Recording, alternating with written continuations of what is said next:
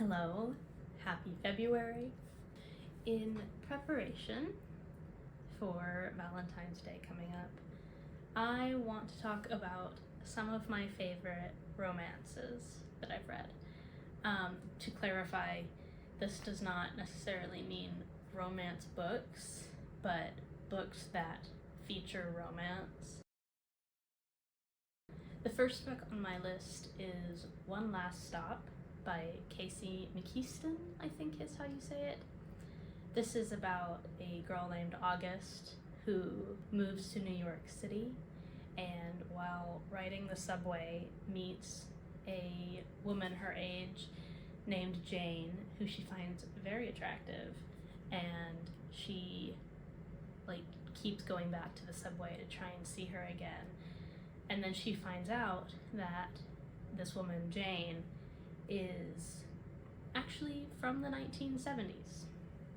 And somehow within this subway car, there is like a time traveler type situation.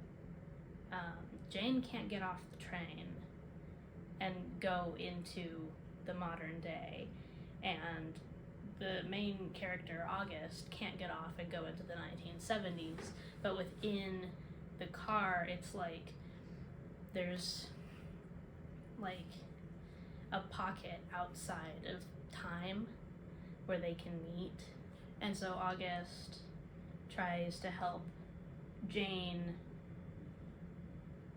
go back to her time because she's like stuck in this car. She's not able to get off and go home either. She doesn't really remember.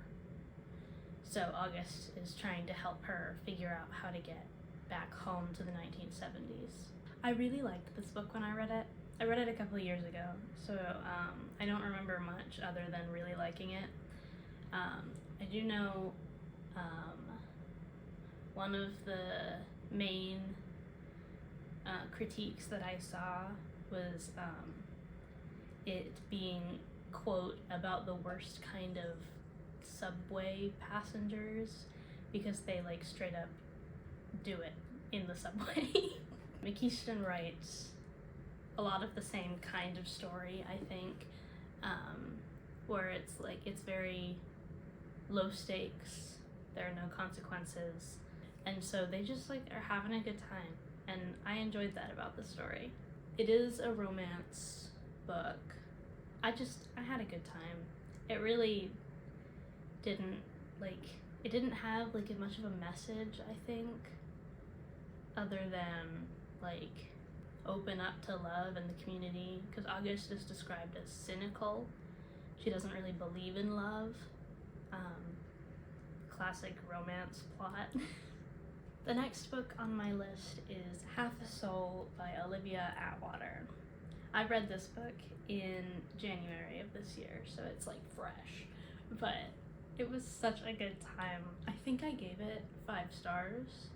It might have been 4, but it was up there. It's about this girl named Dora who is cursed by a fairy in childhood and loses half of her soul. So she is unable to feel emotions to the same extent as everybody else. She moves to London with her cousin, I think, for the season, so that her cousin can find a husband, because we're in Regency, England, by the way, so it's really important. And Dora meets the royal magician Elias Wilder, who takes an interest in her curse and wants to help her find out how to heal it if it's possible.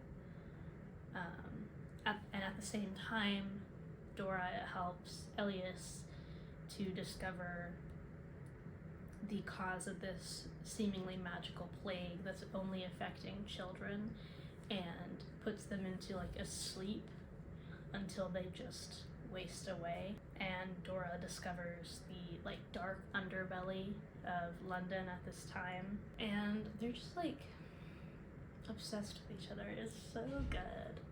They were so cute. I really had a good time. I liked that it felt historically accurate, but also like didn't have really high stakes. It was a very quick read. I bet that a lot of the topics could have been expanded upon. I think there was a lot of room to have gone more in depth into the situation at the workhouses and the like regency aspect, the finding a husband and all that. We could have, I don't know, there could have been more, but I liked it. I thought it was really, really cute, and it was just such a good time. The third book on my list is Howl's Moving Castle by Diana Wynne Jones. A lot of people have seen this movie, and I adore the movie. I've seen it several times. It's so good. It's so cute. I really, really like it.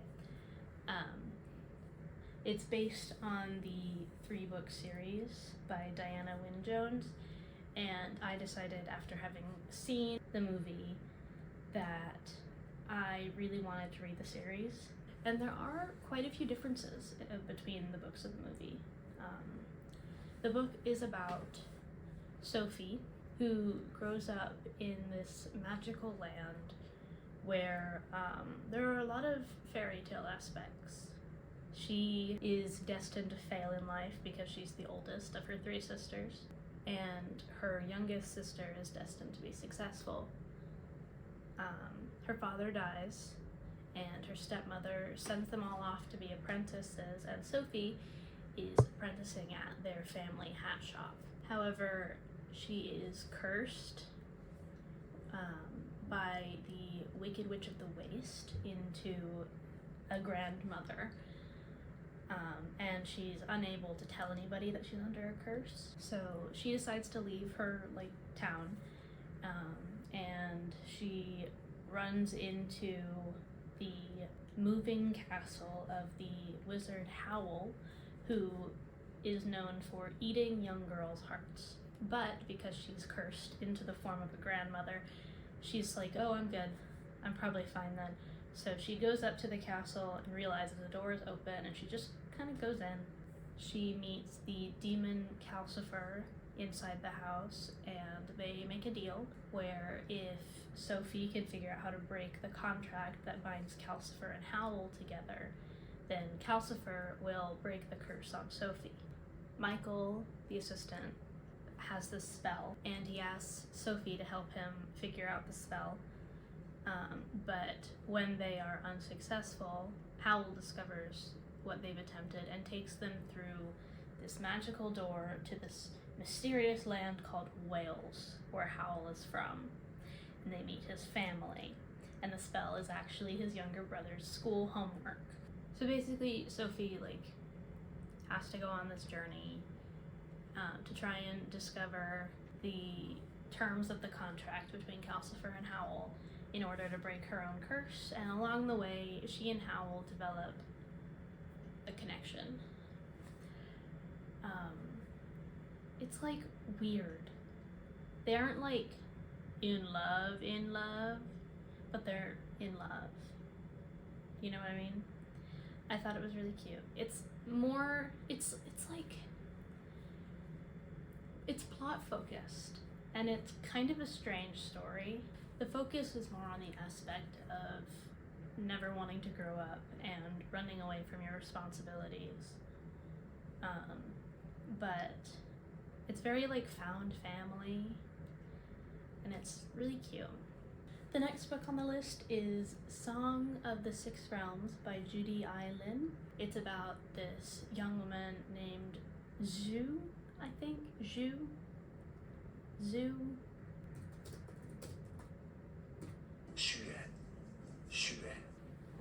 Xue.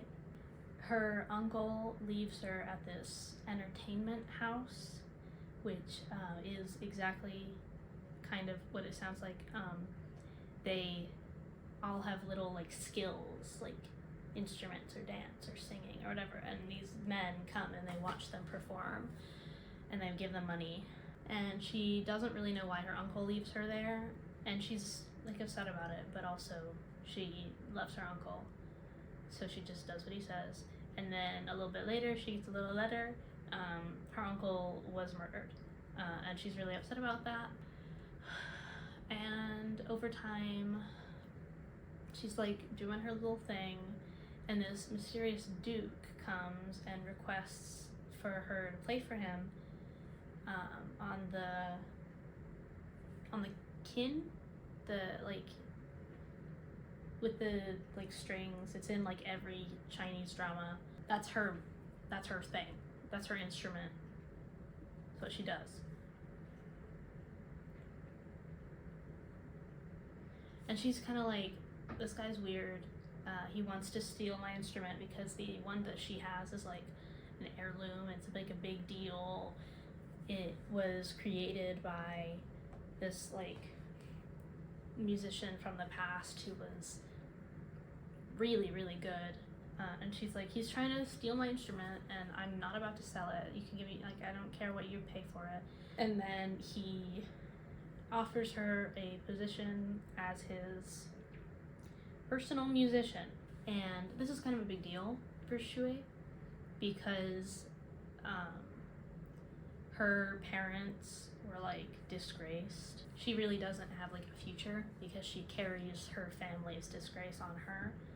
And the only way to like get out of that would be to make something of herself, but she can't really do that. So getting this position is like a really big deal.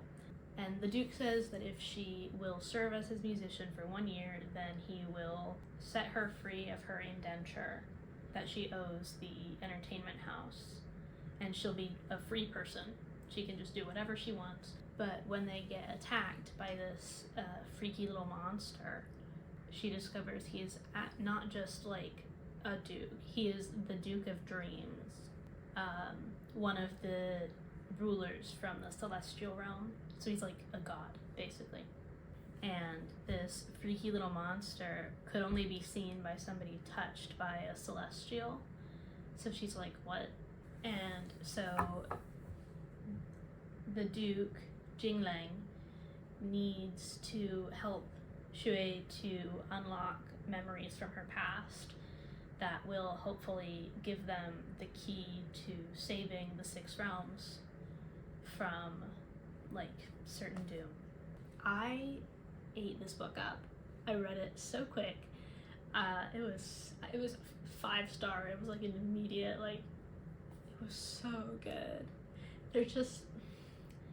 It's so like musical and fun and poetic, and they're just in love the whole time, and like it works with Chinese history while also focusing on the magical elements and on this girl and her experiencing the celestial realm as a human, because like everybody's out to get her.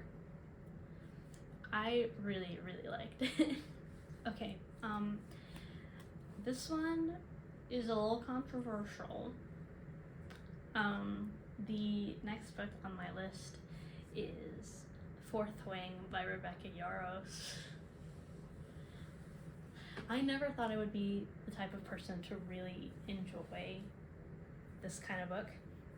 Like, the writing was fine. It was whatever. And the plot was kind of simple. And in like the first chapter, she's info dumping the history, because one of Violet's quirks is that she like just starts spouting history when she's stressed. And so that's how you learn about the world, is when she gets in danger, she just starts talking paragraphs and paragraphs of world history. And she's like so weak and frail that even her hair has given up, so it's like silver at the ends because the color just like seeps out of it. It's supposed to be in a like kind of a dramatization of connective tissue disorder, I think, because her bones are just popping out of the sockets all the time.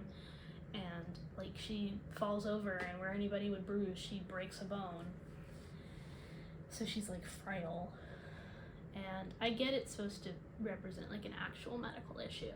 It's just funny because it's so stereotypical for the girl to be all like weak and small, and the love interest is so big and dark. But I actually had a really good time. I read this in 2 days, and it's like really long. So the main character is Violet Sorrengail. She's the daughter of General Sorrengail, who's like a big deal. And she has been trained her whole life to go into the Scribe Quadrant, but her mom forces her to go into the Dragon Riders Quadrant, even though like 90% of the people die before they ever reach battle. But she doesn't really care if her daughter dies. She only really cares about the reputation.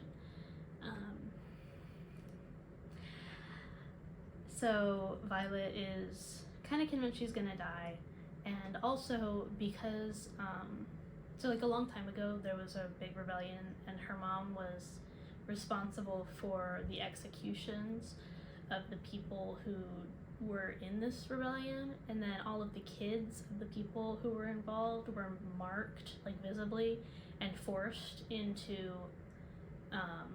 I think they had to be Dragon Riders. Like I don't think they could choose a different quadrant.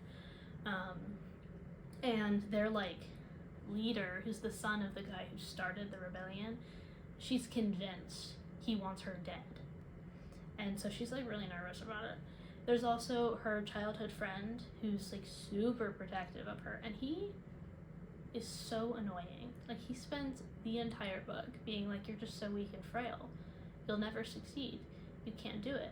You can't. And so she's like, well, now that you're telling me I can't, now I have to. Like, she wanted to leave for the Scribe Quadrant, but then as soon as he like started to try and force her to do it, she was like, wait a minute. You don't tell me what to do. I don't know, maybe someday I'll do I'll talk about this book, like, with all the spoilers and everything, because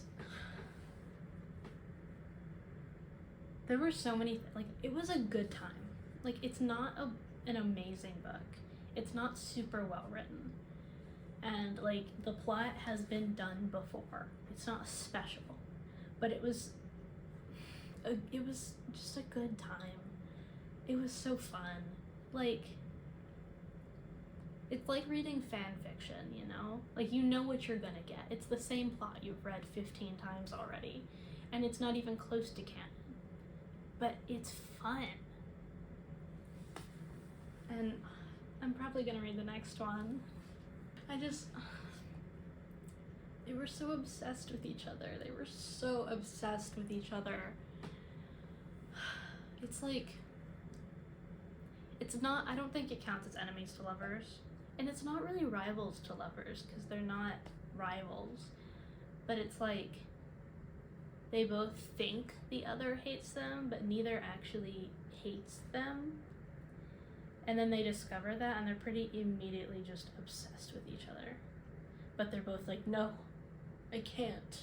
But then they're like, wait, there's literally nothing stopping me. The final book on my list is another silly one. It's The Nightmare Before Christmas by Sarah Rash. I also don't know how to pronounce her last name, but yeah. This one is so cute. I also read this one really fast. It's about this world. It's the real world, but it's like outside of the real world a little bit. It's like a secret little place where all of the holidays have their little kingdoms, and they're in charge of making the holiday go smoothly. And they like Santa Claus rules Christmas land. So the main character is Prince Nicholas, who calls himself Cole, who is the heir to Christmas. And for the sake of